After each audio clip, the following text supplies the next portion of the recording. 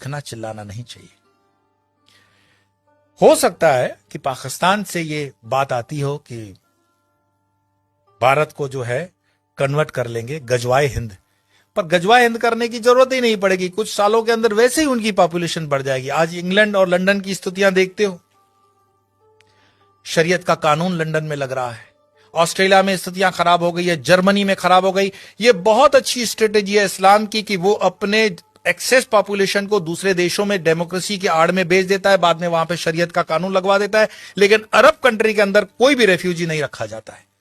मैं एक रिपोर्ट देख रहा था बीबीसी की, शायद बीबीसी की रिपोर्ट थी, जहां पे सऊदिया का जो वर्टिकल शहर बन रहा है उसमें कई गांवों के लोगों को मरवा दिया उसने, ऐसा आरोप है उन पर। तो वहां तो मस्जिदें हटाने में भी वो सोचते नहीं है, और यहां पर हिंदू भीख मांग रहा है कि जरा मुझे कृष्ण का मंदिर दे देना, जरा मुझे ये मंदिर दे देना। हमारे साधु संतों ने जो समाज के लिए काम किया, समाज उनके साथ भी नहीं खड़ा है। क्या आपको पता है कि आयुर्वेद के नाम पर भारत देश के अंदर जो फार्मेसी काम कर रही है वो मुस्लिम द्वारा चलाई हुई भी कई फार्मेसी हैं, और उनके 500 प्रोडक्ट्स हैं। रामदेव को सपोर्ट नहीं करने का कारण ये भी है। हमदर्द का एक टॉनिक है सिंकारा, उसको प्रमोट करते हुए कम्युनिस्ट पार्टी के कुछ नेता कहते हैं कि यह शक्तिवर्धक है। उनको पूछो तुम्हें कैसे पता चला यह शक्तिवर्धक है, कोई लेबोरेटरी टेस्ट है? एलोपैथी के कंपैरिजन में जो रामदेव बाबा को कहा गया था कोरोना के कंपैरिजन में, वो चीजें सब पर लागू होनी चाहिए। क्या आपको पता है सोनू निगम जैसा कलाकार जो पिछले कई सालों से फिल्म इंडस्ट्री के अंदर बेहतरीन आवाज दे रहा है, उसने जब खुले से कहा कि इस अजान के कारण मुझे तकलीफ होती है, इंडस्ट्री में उसको काम मिलना कम हो गया, क्योंकि बॉलीवुड की इंडस्ट्री आज भी इस्लामिक फंडामेंटलिस्टों द्वारा डोमिनेट है। मैं आपको और बता दूं, जिन दिनों शाहरुख खान, सलमान खान, आमिर खान स्ट्रगल कर रहे थे, गोविंदा सुपरस्टार था, और गोविंदा को नीचे करने के लिए उसकी जोड़ी में चलने वाली करिश्मा कपूर को आमिर खान के साथ एक फिल्म दे दी जाती है परदेसी।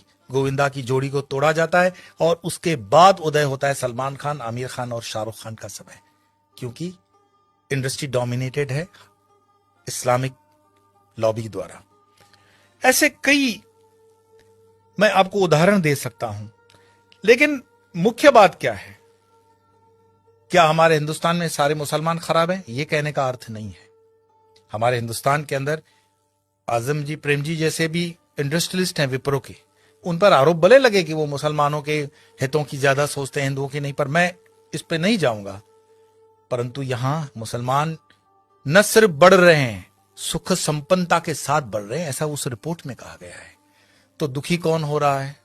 दुखी हो रहा है हिंदू। हिंदू क्यों दुखी हो रहा है?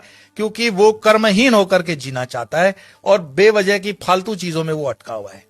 अपनी ना तो वो स्किल को डेवलप कर पा रहा है और अपने हर छोटे छोटे उद्योग को छोड़ता जा रहा है।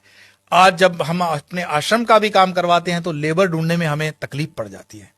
देश के अंदर कोई बेरोजगारी प्राइवेट सेक्टर में नहीं है, लेकिन कोई रबिश होते हैं जर्नलिस्ट जो अपना खीसा गर्म करने के लिए, जनता को गुमराह करने के लिए अलग अलग रिपोर्ट्स देते हैं।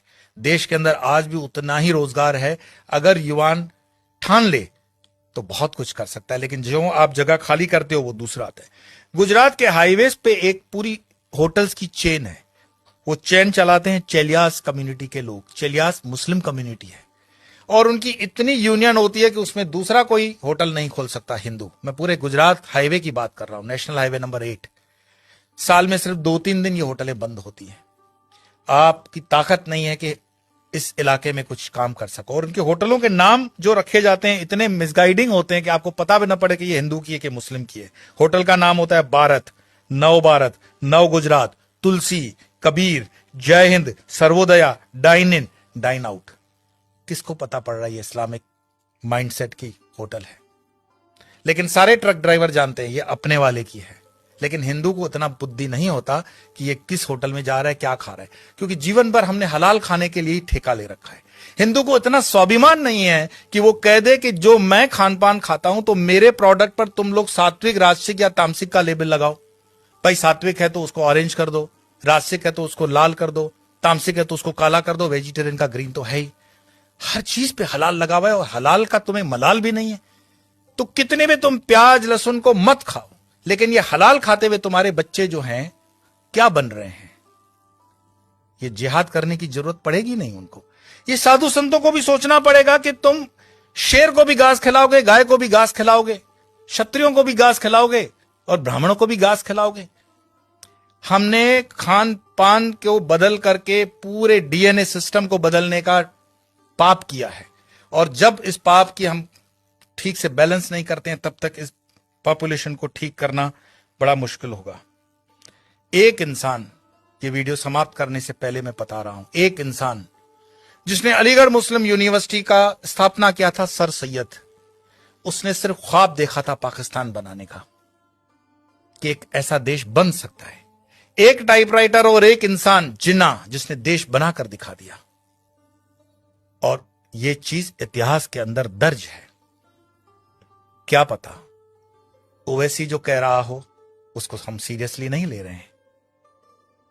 अगर शाहबानू केस कोर्ट का इधर उधर हो सकता है तो राम मंदिर का केस भी राहुल गांधी तो बोले थे कि हम कर देंगे, ऐसा उन पर आरोप है, प्रमोद जी ने लगाया था। हिंदुओं को जागना पड़ेगा। कोई शंकराचार्य फिर से आए ना आए इसकी कोई गारंटी नहीं है। शंकराचार्य जी की जयंती मनाने से सिर्फ इतना ही मैसेज मिलता है, उत्तिष्ठ जागृत प्राप्य वरानी बत, उठो जागो, अपनी जवाबदारी लो। कब तक दूसरों के कंधों पे रहोगे कि ये तुम्हारी जवाबदारी लेगा? और धर्म का काम चेतना जगाना है।